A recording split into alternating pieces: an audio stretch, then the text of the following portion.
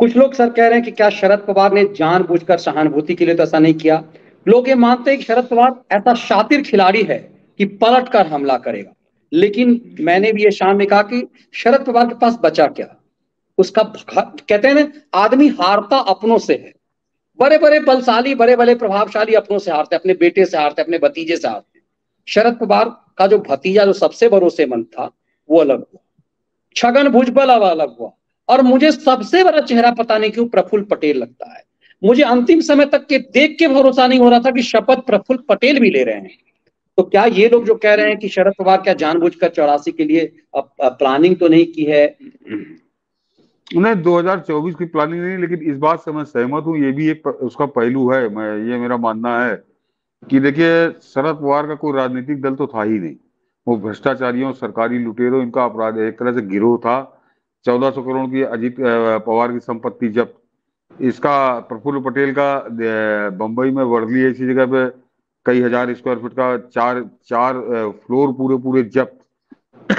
वो छगन भुजबल, वो सवा दो साल की जेल काट के आया। उसकी करीब 300 करोड़ की संपत्ति जब्त ईडी द्वारा।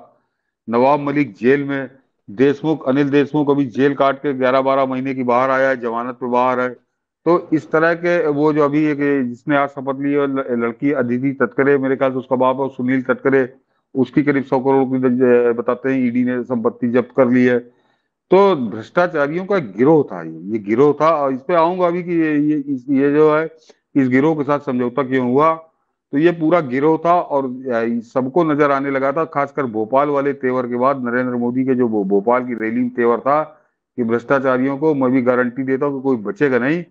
तो उसके बाद इनको बिल्कुल साक्षात दरवाजे नजर आने लगे थे, क्योंकि ये बड़े निर्दोष नहीं थे। ये कोई निर्दोष नहीं थे। छगन भुजबल 2000 समझिए मार्च 2016 में जेल गया था, और मई 2018 के बाद इसकी जमानत हुई थी।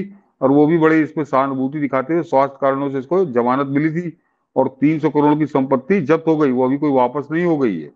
तो वो इस तरह के लोग जो थे, तो ये इनको सामने नजर आ रहा था, खासकर मनीष जी, कि जब सुप्रिया सुले को शरद पवार ने अध्यक्ष बनाया, तब इन सबको अपना जीवन, आगे का राजनीतिक भविष्य अंधकारमय लगने लगा। कि सुप्रिया सुले में वो गट्स नहीं है, और पूरा संगठन एनसीपी का सब जानते हैं कि अजीत पवार ही चला रहा था। कि इस शरद पवार 84 वर्ष की उम्र हो गई है और लड़की को सौंप दिया है, तो हमारा आगे क्या होगा। तो उस समय जब शरद पवार के पास शिकायत के लिए लोग पहुंचे हैं, तो शरद पवार ने संभवतः एक ये भी शरद पवार के पास ऑप्शन था कि मेरा जाना तो उचित नहीं होगा, बहुत शर्मनाक हो जाएगा सरेंडर। तो तुम लोग सब लोग जो कहो जाके अपने प्राण बचाओ, वहां जाके शरण में चले जाओ। 2024 में अगर कभी बिल्ली की बात से चीका टूटेगा, तो फिर हम लोग एक हो जाएंगे, हम सब एक वाला हो जाएगा मामला। तो ये जिन्होंने कहा, बिल्कुल मैं इस बात से सहमत हूँ। ये एक समझौता तय हो सकता है कि शरद पवार की जानकारी में ये पूरा खेल हो। और उसका सबसे बड़ा कारण मनीष जी, जो अभी मनीष जी ने एक नाम दिया, मैं एक नहीं दो नाम दे रहा हूँ। एक प्रफुल्ल पटेल और एक छगन भुजबल।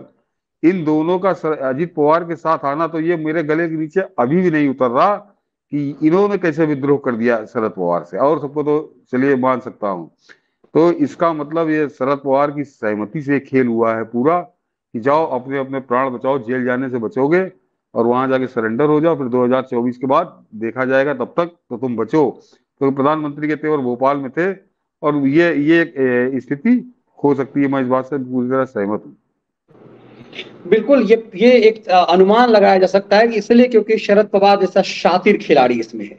लेकिन इसमें कोई दो मत नहीं कि उत्तर प्रदेश के बाद महाराष्ट्र सबसे बड़ा संसदीय क्षेत्र वाला राज्य है, और वहां कब्र तोड़ना इसका मतलब है कि राज्यसभा में बहुमत के कगार पे पहुंचना, और सरकार अपने मन से जो चाहे वो कर सके। लोकतंत्र में वही सब कुछ है कि यदि आपके पास सत्ता है, वही प्रचंड बहुमत की सत्ता नहीं है, तो राजनीति करने के कोई मायने नहीं है। और मुझे लगता है कि मोदी उसी दिशा में जा रहे हैं। शरद पवार की बर्बादी एक बहुत बड़ा दांव है।